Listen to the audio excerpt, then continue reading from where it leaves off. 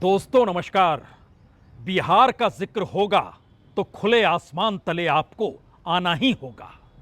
बिहार का युवा हाथ में डिग्रियों को लेकर नौकरी की खोज में निकलता है तो वह सिर्फ कंप्यूटर या लैपटॉप पर बैठकर नौकरी नहीं पा सकता है।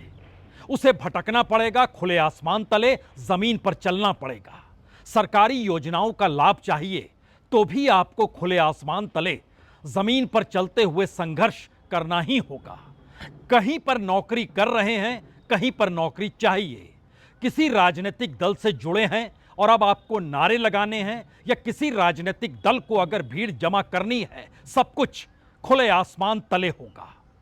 और शायद इसीलिए परसों यानी 9 तारीख को पटना की सड़कों पर आपको चक्का जाम दिखाई देगा, इसी तरीके से खुले आसमान तले।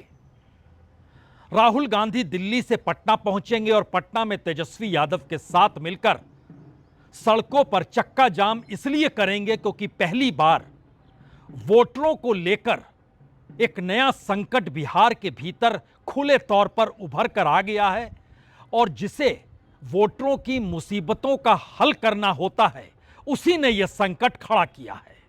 जी, कटघरे में चुनाव आयोग है और दरवाजा सुप्रीम कोर्ट का खटखटाया जा चुका है। दिल्ली ने यह कल्पना कतई नहीं की थी कि दरअसल चुनाव बिहार में होंगे। चुनाव आयोग की पहल होगी और एक दो नहीं बल्कि दर्जन भर पॉलिटिकल पार्टीज चुनाव आयोग के खिलाफ सुप्रीम कोर्ट का दरवाजा खटखटाने पहुंच जाएंगे। दरअसल इसके पीछे क्या वाकई बिहार इस वक्त सबसे महत्वपूर्ण राज्य दिल्ली के उस राजनीतिक प्रयोग के तहत है जहां पर हार मिली तो दिल्ली की सत्ता और उसकी कुर्सी डोलने लगेगी, या फिर आने वाले वक्त में बीजेपी अभी तक जिस पायदान पर चढ़ती चली आई, जो भी राजनीतिक प्रयोग उसने किए, ये राजनीतिक प्रयोग खासतौर पर महाराष्ट्र का हर किसी को बार बार याद आता है। अगर वो प्रयोग फेल हो गया, अगर राष्ट्रवाद की थ्योरी फेल हो गई, अगर हिंदुत्व के बीच हिंदुओं के भीतर जातियों में विभाजित लोगों को एक साथ लाने की कोशिशें विफल हो गई, धर्मों के आसरे चलते चलते मुस्लिम समुदाय एकजुट हो गया, और दूसरी तरफ दलित, आदिवासी तो बहुत कम है, लेकिन दलित और पिछड़ा तबका अगर एकजुट होकर बीजेपी की उस सत्ता के खिलाफ खड़ा हो गया जो राजनीतिक प्रयोग वह बिहार में करने जा रही है, तो क्या होगा? यकीन जानिए, संघर्ष इसी तरीके से आसमान तले ही होना है, क्योंकि बिहार देश का एकमात्र राज्य है जहां पर सबसे ज्यादा लोगों के पास अगर कुछ है पहचान के लिए तो वह राशन कार्ड है। राशन कार्ड दिखाते हैं 5 किलो अनाज मिल जाता है, और इनकी तादाद बिहार के वोटरों से ज्यादा है। यानी बिहार में 7 करोड़ 90 लाख वोटर हैं और राशन कार्ड बिहार में 8 करोड़ 17 लाख है। दूसरे नंबर पर बिहार की पहचान राशन कार्ड के बाद जो निकल कर आती है वो सीधे सीधे मनरेगा से जुड़ जाती है, जहां पर तकरीबन 2.25 करोड़ लोगों की पहचान मनरेगा कार्ड से जाकर जुड़ चुकी है। तीसरी पहचान जो है उसे इस देश में सबसे ज्यादा महत्व दिया जाता है और वो आधार कार्ड है। चौथे नंबर पर जो पहचान है वो सामान्य तौर पर हर राज्य में सबसे ज्यादा होती है और बिहार में भी है, वोटर आईडी कार्ड। लेकिन वोटर आईडी कार्ड का बिहार में वोटर लिस्ट में नाम डालने के लिए कोई महत्व नहीं है। आधार कार्ड का कोई महत्व नहीं है। अगर आपने स्कूली शिक्षा प्राप्त की है, ग्रेजुएशन किया है, तो उसका आपके पास एक सर्टिफिकेट होगा। लेकिन जब बिहार के आंकड़े खोज कर निकाले गए तो पता चला कि दरअसल ग्रेजुएट लोग भी 14% हैं, और बिहार के भीतर जो स्कूल तक पहुंचे और वहां से जो स्कूल लिविंग सर्टिफिकेट मिलता है उसकी बिहार में अभी तक की कुल संख्या एवरेज में 52% आती है। 52% यानी 42% अभी भी गायब है। पासपोर्ट के बारे में मत पूछिए क्योंकि वह सिर्फ 2% लोगों के पास है। किस पहचान के आसरे अपने आप को उस संविधान के तहत बराबरी का हक वोट के जरिए मांगा जाए, ये सवाल सुप्रीम कोर्ट के दरवाजे पर एक दो नहीं बल्कि दर्जनों पिटीशन के जरिए पहुंचा है। और सबसे बड़ा सवाल यह हो गया है कि जिस चुनाव आयोग का काम ही यह है कि इस देश में ज्यादा से ज्यादा लोग वोट डालें और ज्यादा से ज्यादा लोगों की पहचान के साथ वोटर लिस्ट में उनका नाम जुड़ते चला जाए, वही प्रक्रिया एक झटके में क्या गायब हो गई? क्योंकि वोटर लिस्ट के भीतर खुद इलेक्शन कमीशन जब कहता है 2,93,00,000, इतने लोगों को नए तरीके से हमें देखना ही होगा।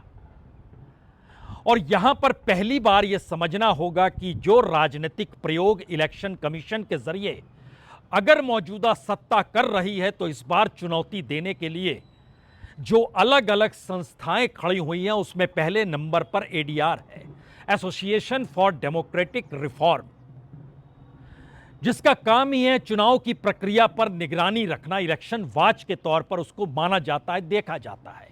और इस प्रक्रिया के तहत आज सुप्रीम कोर्ट के जरिए जो बातें निकल कर आई, उसमें जानकारी मिली कि Congress, NCP, CPI, Samajwadi party, DMK, Shiv Sena Uddhav Thackeray, Jharkhand Mukti Morcha, CPI ML, RJD, TMC, तमाम राजनीतिक दलों के नेताओं ने भी पिटीशन अपनी डाल दी।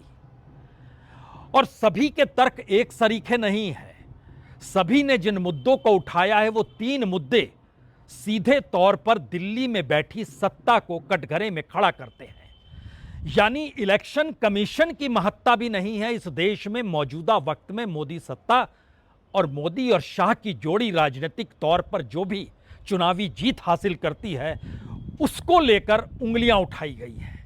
यह हैरत हो सकता है, चुनाव बिहार में पिटीशन डालने वाले राजनीतिक दल दूसरे राज्यों से निकल कर आए हैं और निशाने पर चुनाव आयोग को लेकर सवाल तो है, लेकिन निशाने पर मौजूदा मोदी सत्ता का जो पूरा कार्यक्रम इलेक्शन कमीशन को लेकर रहा, उसमें जो भी डाटा रखा गया है, वो डाटा हर राज्य को लेकर रखा गया है।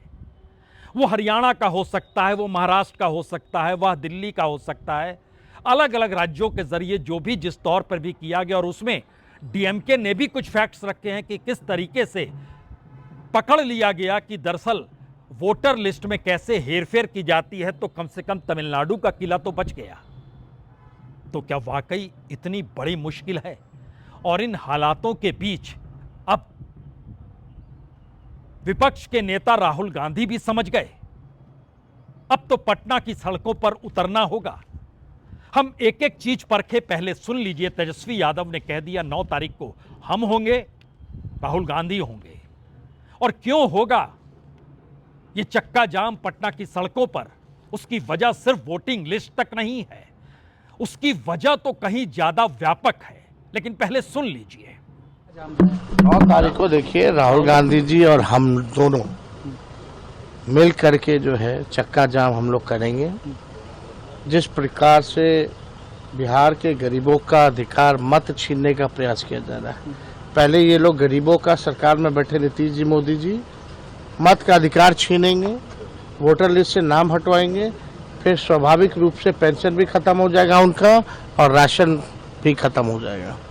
तो उनके अधिकार के लिए हम लोग चक्का जाम करेंगे। यहां यह सवाल जरूर उठ सकता है, क्या वाकई वोटर लिस्ट में अगर नाम होगा, उसके बाद पेंशन योजना का लाभ मिलेगा, उसके बाद सरकारी लाभ मिलेगा, या वह भी बंद हो जाएगा? ऐसी बहुत सारी योजनाएं लाभार्थियों को लेकर मौजूदा बीजेपी की सत्ता ने दिल्ली से खड़ी की है, जो राज्यों के भीतर चलती चली जाती है। शायद इसीलिए खुले आसमान तले आंदोलन करने की जरूरत राहुल गांधी को भी अब पड़ चुकी है, क्योंकि मसला सिर्फ वोटर लिस्ट, चुनाव आयोग या फिर डेमोक्रेटिक प्रोसेस भर का नहीं रहा। बात उससे आगे क्यों निकल गई है और इन सब के बीच दिल्ली की सांसें क्यों फूल रही हैं? सामान्य तौर पर जन्म प्रमाण पत्र जो होता है, वह इस देश का औसत है 62% लोग जन्म प्रमाण पत्र लेते हैं। इसका मतलब सिर्फ 62% लोग ही हैं जिनका जन्म होता है तो स्टेट को पता होता है। वो अस्पताल में हो, वो घर में हो, वो नगर निगम के दफ्तर तक जा पाए, गांव के पंचायत तक पहुंच जाए, सिर्फ 62%।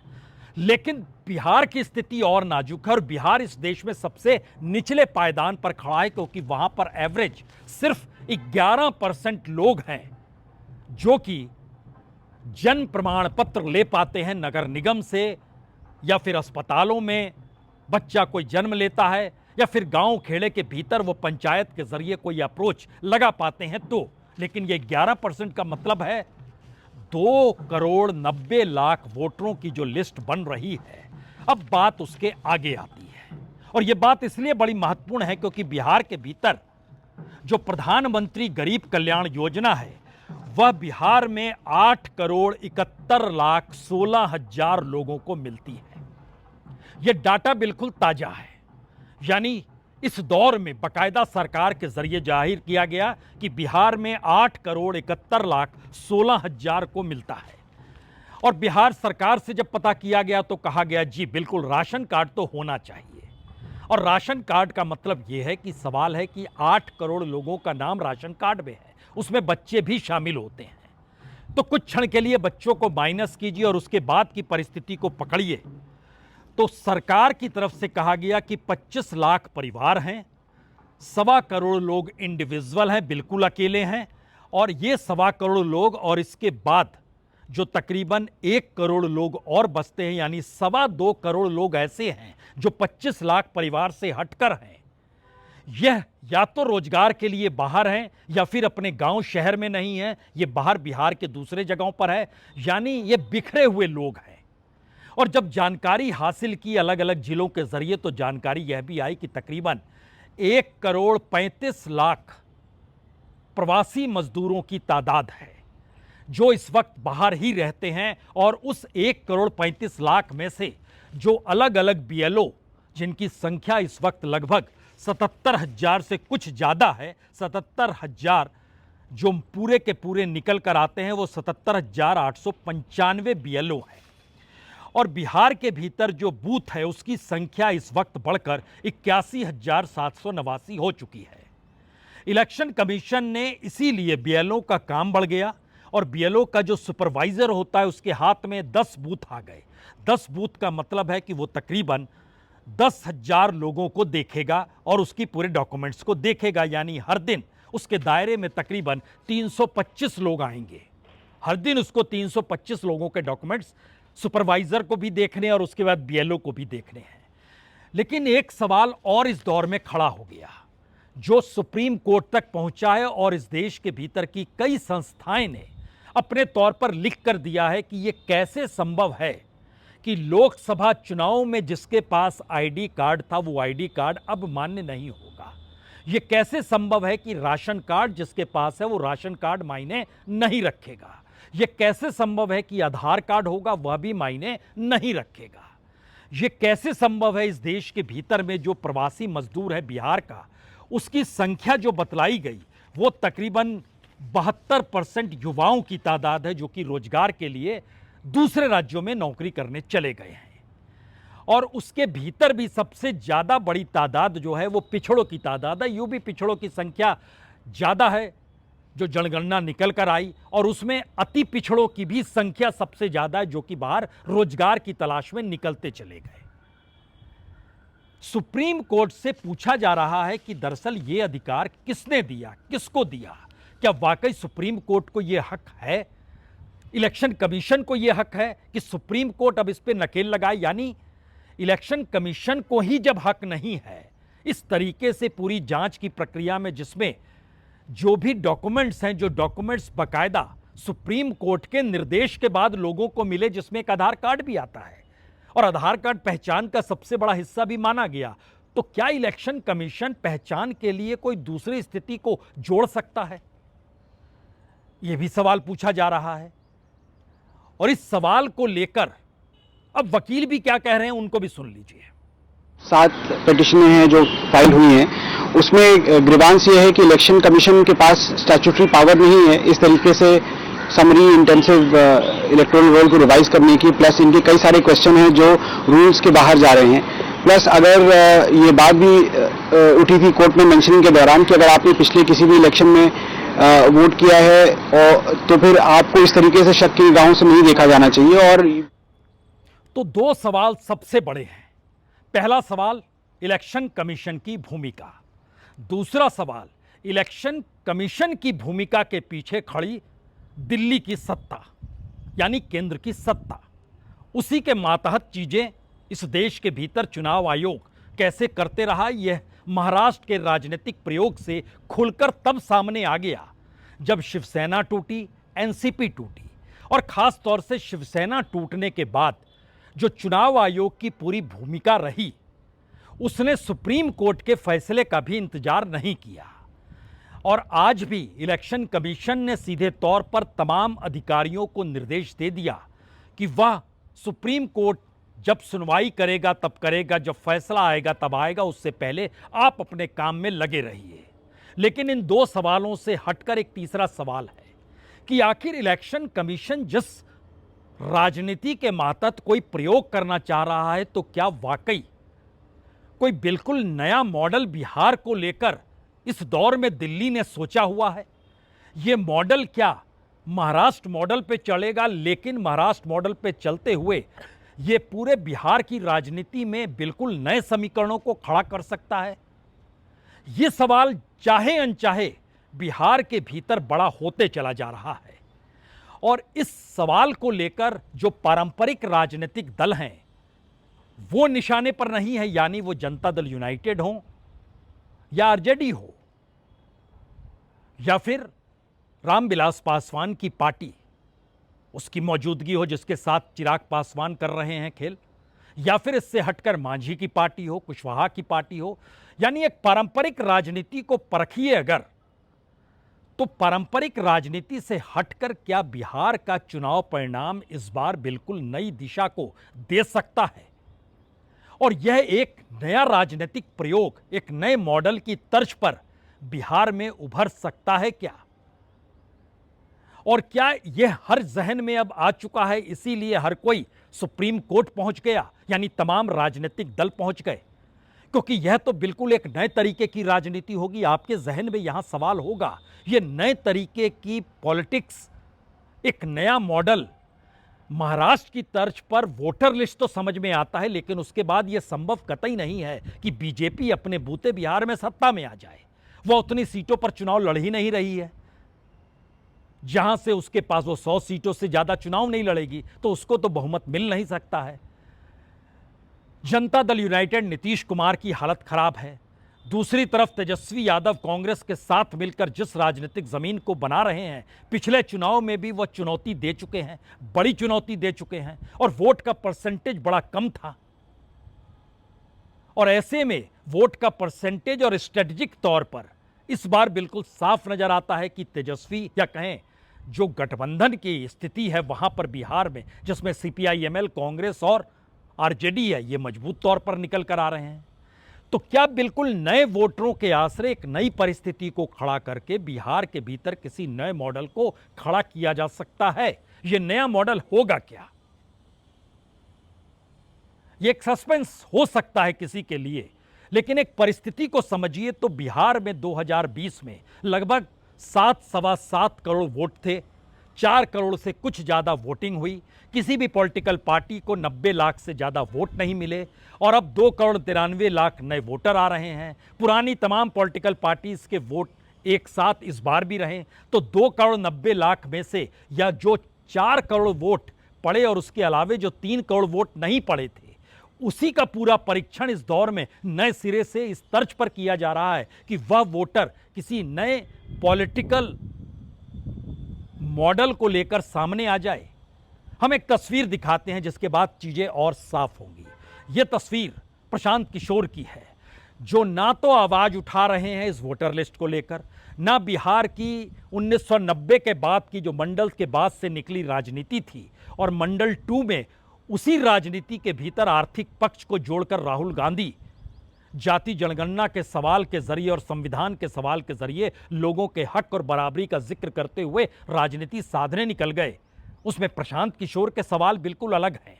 तो क्या एक झटके में यह एक नया राजनीतिक प्रयोग दिल्ली के जरिए हो रहा है? हम उस पर आए उससे पहले इस तस्वीर को देखिए जरा। अपने बच्चों की चिंता है कि नहीं है? नोट बोलिए, है कि नहीं है? अपना लड़कों का जवाब नहीं करेंगे अरे कहा कि नहीं थे? हाँ लेकिन चिंता भाई फैक्ट्री बिहार में कि गुजरात में? फैक्ट्री बिहार में कि गुजरात में? 15 बरस में मोदी ने फैक्ट्री कहां लगाया? बिहार में कि गुजरात में? मोदी ने फैक्ट्री कहां लगाया? सोच कर बताओ, मोदी ने फैक्ट्री कहां लगाया? बिहार में कि गुजरात में? मोदी ने फैक्ट्री कहां लगाया? तब वोट बिहार का तो फैक्ट्री बिहार में लगना चाहिए कि गुजरात में? तब वोट हम लोग देंगे मोदी के कहने पर। मोदी कहने वोट दीजिएगा, हाथ उठाकर बोलिए दीजिएगा, दीजिएगा भाई, हाथ उठाइए और बताइए मोदी कहने वोट दीजिएगा। दीजिएगा तो आपका बच्चा जीवन भर गुजरात में मजदूरी करता रहेगा।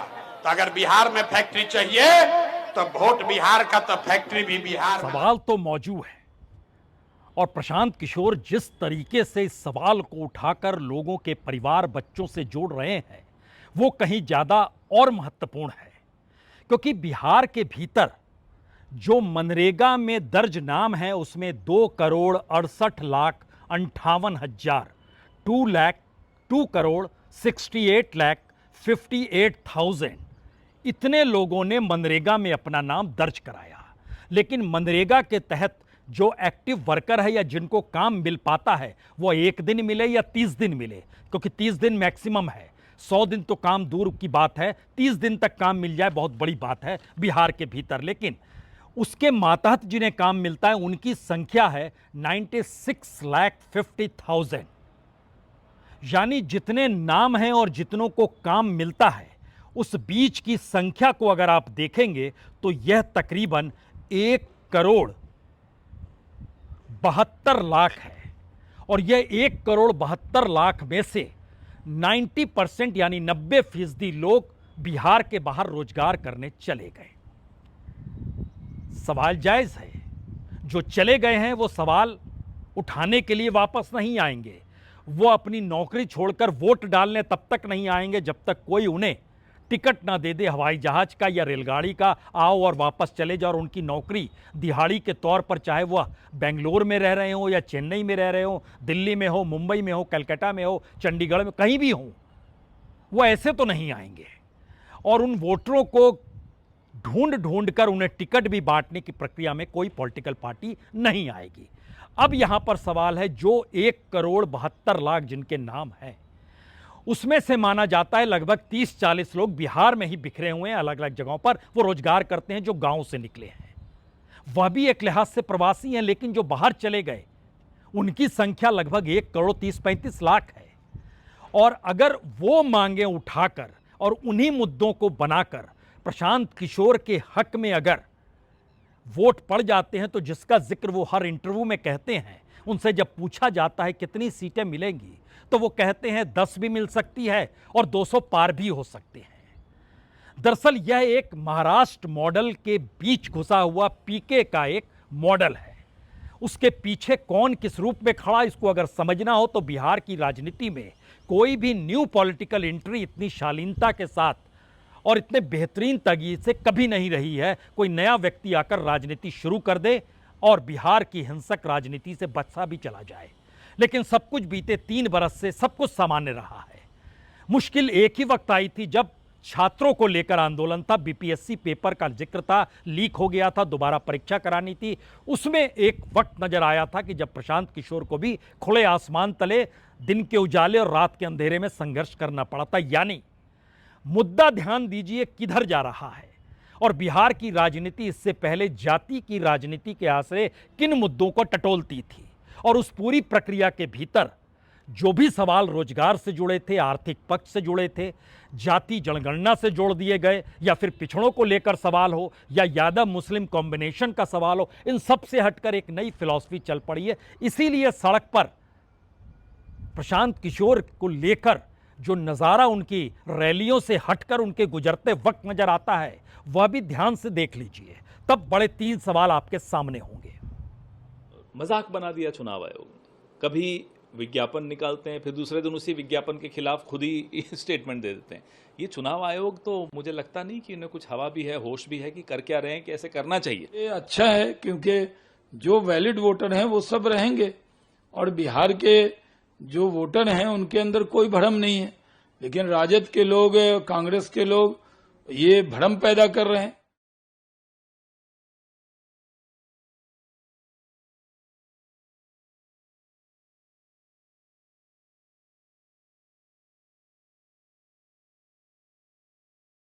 वैसे विपक्षी पार्टियों के भीतर यह सवाल है कि एक वक्त एके को लेकर बीजेपी ने राजनीतिक प्रयोग किए और अब पीके को लेकर राजनीतिक प्रयोग करने की दिशा में वो बढ़ रहे हैं, क्योंकि पीके के होने का मतलब यह है कि राहुल गांधी की समूची राजनीति, मंडल 1 और मंडल 2 की समूची राजनीति, बिहार के भीतर की पारंपरिक राजनीति, सब कुछ एक झटके में ना सिर्फ धराशायी होगी बल्कि उसका सीधा असर पीडीए पर भी पड़ेगा, यानी उत्तर प्रदेश की सियासत पर भी पड़ेगा, क्योंकि पीके अपर कास्ट से आते हैं। पीके जिस राजनीति और डेवलपमेंट का जिक्र कर रहे हैं वो सवाल एक झटके में उस मॉडल के हिस्से में आते हैं जो कि गुजरात और महाराष्ट्र मॉडल के आश्रय चलता है। कमोवेश इसी तर्ज पर एके का मॉडल था, अब पीके का मॉडल हो सकता है क्या? लेकिन 3 सवाल। पहला सवाल सीधे सीधे इस देश के चुनाव आयोग से जुड़ा है।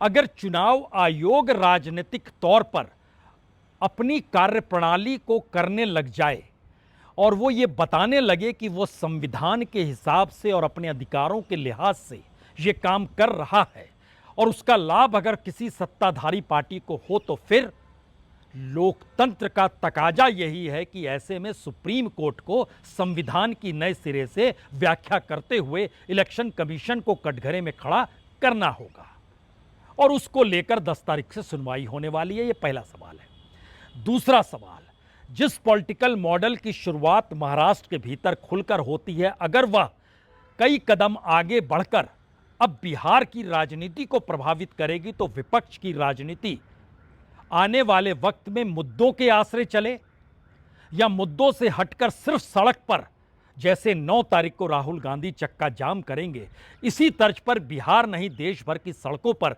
विपक्षी राजनीतिक दल नजर आएंगे, क्योंकि ममता बनर्जी को भी लग रहा है अगले बार निशाने पर वो है, अखिलेश यादव को भी लग रहा है अगली बार निशाने पर यूपी है। कमोवेश हर राज्य के भीतर ये परिस्थिति और इसकी आवाज और आगाज महाराष्ट्र के भीतर की पॉलिटिकल पार्टी, क्योंकि शिवसेना के सावंत भी सुप्रीम कोर्ट पहुंच गए हैं और डीएमके के नेता भी पहुंच गए हैं। तो दूसरा मैसेज विपक्ष के लिए, और तीसरा मैसेज इस दौर में दिल्ली की बैठी सत्ता के लिए, अगर उसका पूरा राजनीतिक प्रयोग चुनावी जीत के आश्रय बीजेपी को अपने अनुकूल कर लेना, संघ को अपने अनुकूल कर लेना और एक ही मैसेज देना कि चुनाव जीतने के लिए ही राजनीति होती है, चुनाव की जीत से बड़ी कोई विचारधारा होती ही नहीं है, और उसी आश्रय हर कोई इस वक्त मोदी शाह की पूरी सियासत के साथ खड़ा है या बंधा हुआ है या पीछे चलने को मजबूर है या फिर उसके अलावा उसका कोई अस्तित्व नहीं है, तो फिर बिहार के चुनाव की जीत चुनाव आयोग की पूरी परीक्षण के बाद सत्ता के अनुकूल मॉडल के हिसाब से अगर चलती है तो बिहार की सियासत बदल जाएगी, दिल्ली की ताकत बढ़ जाएगी, विपक्ष गायब हो जाएगा और इस देश के भीतर इलेक्शन कमीशन तक को लेकर सवाल और बड़े हो जाएंगे या डेमोक्रेसी को लेकर। लेकिन एक सवाल और है, अगर ऐसा नहीं होता है तो फिर यकीन जानिए जिस सत्ता के आश्रय पूरे सिस्टम को इस दौर में हाँका जा रहा है और उसमें बार बार जिक्र प्रधानमंत्री मोदी और गृहमंत्री अमित शाह का, बीजेपी के भीतर हो, संघ परिवार के भीतर हो, विपक्ष की राजनीति के भीतर हो, पार्लियामेंट के भीतर हो, इस देश के भीतर तमाम इंस्टीट्यूशंस को लेकर सवाल हो, वो सीबीआई हो, वो ईडी हो, वो कुछ भी हो, कोई भी संगठन हो, वो सीएजी हो, वो सीवीसी हो, तमाम चीज़ें एक झटके में, और इन सब के साथ जो नेशनलिज्म का एजेंडा लगातार रखने की कोशिश इस भाव के साथ है कि राष्ट्रवाद यही होता है जब आप हमको जिता देते हैं, अगर वो भरभराया या गिरा तो संकट में दिल्ली और उसकी राजनीति अगर आएगी तो असर कितना व्यापक होगा यह भी सिर्फ सोचिए मत, समझ लीजिए और फिर ध्यान रखिएगा 10 तारीख को सुप्रीम कोर्ट पर, क्योंकि सुप्रीम कोर्ट के पास वक्त विल भी पड़ा है। फैसला नहीं दिया है, सुनवाई पूरी हो गई है, सुरक्षित फैसला रखा गया है। कहीं यह मामला भी सुरक्षित ना रख लिया जाए, क्योंकि तारीखें तय हो चुकी है। 25 जुलाई तक सबमिशन फॉर्म विद डॉक्यूमेंट्स कर देने हैं। 30 सितंबर को पब्लिश कर दिया जाएगा पूरा डाटा, और फर्स्ट वीक ऑफ अक्टूबर में नोटिफिकेशन जारी होगा। सब कुछ तय है, सिवाय विपक्ष के संभलने और सड़क पर उतरकर संघर्ष करते हुए इस देश के भीतर लोकतंत्र के मतलब को समझाने को लेकर। बहुत बहुत शुक्रिया, बहुत बहुत शुक्रिया।